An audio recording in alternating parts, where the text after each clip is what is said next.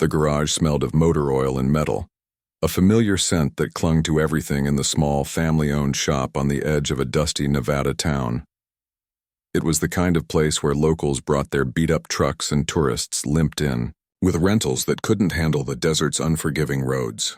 The fluorescent lights buzzed overhead, casting a harsh glow on the grease-stained concrete floor where Eddie Martinez swept, his broom moving in steady, practiced strokes. At 62, Eddie was the janitor, a wiry man with calloused hands and a quiet smile that rarely left his face even when the mechanics teased him. "Yo, Eddie, you gonna rebuild that engine with your broom next?"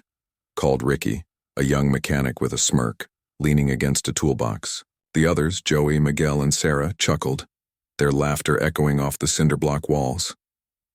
They were good kids, Eddie thought, just young and full of themselves, the way he'd been once.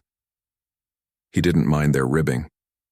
It was part of the rhythm of the garage, like the clank of wrenches or the hum of the air compressor. The engine in question sat on a workbench, a rusted, seized-up V8 from a '68 Mustang that had been towed in that morning. The car's owner, a slick out-of-towner named Victor, had been clear. Fix it fast, spare no expense. He was some big-shot collector, the kind who wore designer sunglasses indoors and talked about horsepower like it was a personality trait. The mechanics had been puzzling over the engine all day, muttering about frozen pistons and a cracked block. It was a mess, and they were stumped. Eddie kept sweeping, his eyes drifting to the engine. He'd seen hundreds like it over the years, back when he wasn't just the guy who mopped the floors. Decades ago, he'd been a mechanic himself, one of the best in the county, until life took a sledgehammer to his plans. A bad divorce, a drinking problem he'd fought hard to kick, and a string of bad luck had landed him here, pushing a broom. But engines still spoke to him, their parts like pieces of a puzzle he could solve in his sleep. "Eddie, you ever even touch an engine?" Joey teased, wiping his hands on a rag.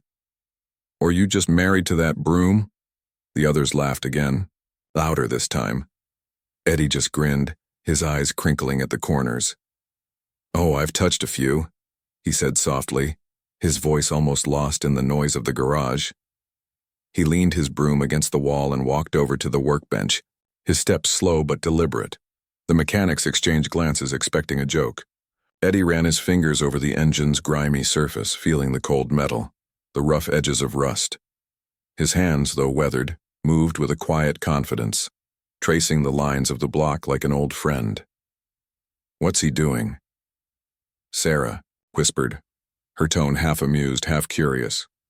She was the newest hire, barely 25, with a knack for diagnostics but a chip on her shoulder from proving herself in a male-dominated shop. "Probably gonna polish it with his mop," Ricky snorted. But Eddie wasn't listening. He tilted his head, studying the engine, his mind slipping into a place where the world made sense, where bolts and pistons fit together like poetry. He picked up a wrench from the bench, the weight familiar in his hand, and began loosening. A bolt on the intake manifold. The mechanics froze, their laughter dying out. "Eddie, what the hell?" Miguel said, stepping forward. "You're gonna mess it up." "Let him." Victor's voice cut through, sharp and commanding. He'd been sitting in the office, sipping coffee, but now he stood in the doorway, watching Eddie with a mix of amusement and curiosity. "Let's see what the janitor's got." Eddie didn't look up. He worked methodically, removing the manifold, exposing the guts of the engine. His hands moved with a precision that belied his age, each motion deliberate, almost reverent.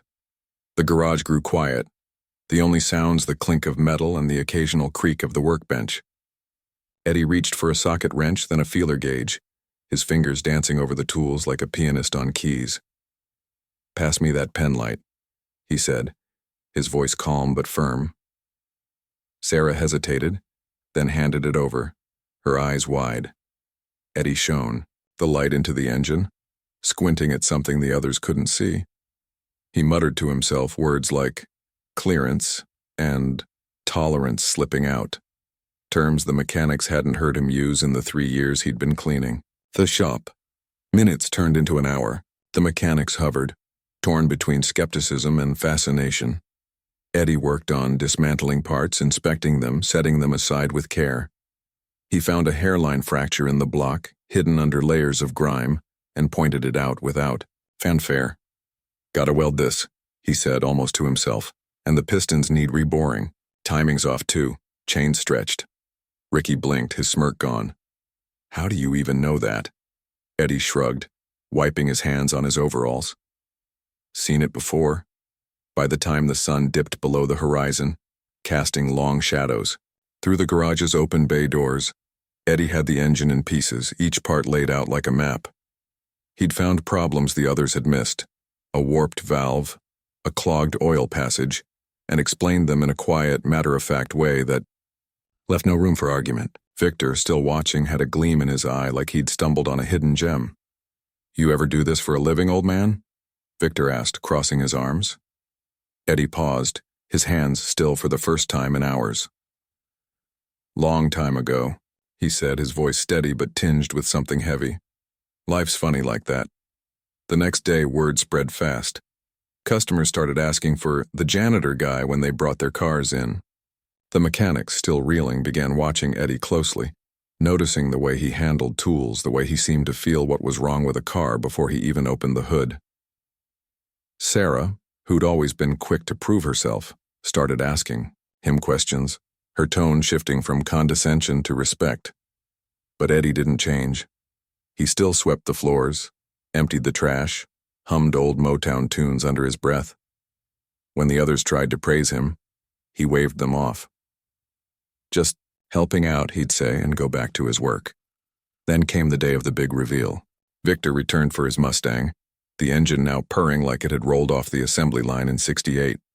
The garage was packed, not just with the usual crew, but with locals who'd heard the story of the janitor who'd turned back time on a dead engine.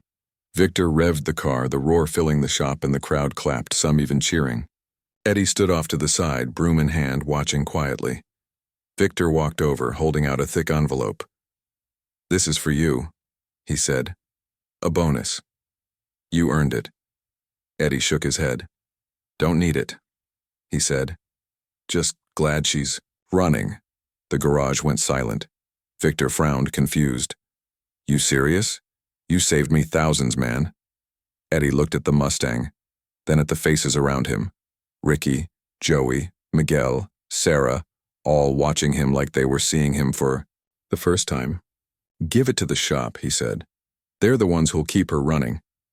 Sarah's eyes glistened and she turned away, pretending to adjust a tool on the bench. Ricky cleared his throat, looking at the floor. Joey muttered something about "damn stubborn old man," but there was no malice in it. Victor, still holding the envelope, shook his head in disbelief. "You're something else, Eddie." He tucked the envelope into his jacket, promising to donate it to the garage's equipment fund. Then he climbed into the Mustang and drove off, the engine's growl fading into the desert dusk. The weeks that followed were different. The mechanics stopped teasing Eddie, started asking for his advice instead. Sarah shadowed him, soaking up his knowledge like a sponge. The garage's reputation grew, and so did the tips, which Eddie quietly slipped into a jar for the crew's coffee fund. He never asked for credit, never boasted. He just kept sweeping, kept fixing, kept being Eddie. One evening, as the garage closed up, Sarah found him alone, wiping down the workbench. "Why didn't you tell us?" she asked. "All this time you could have been running this place."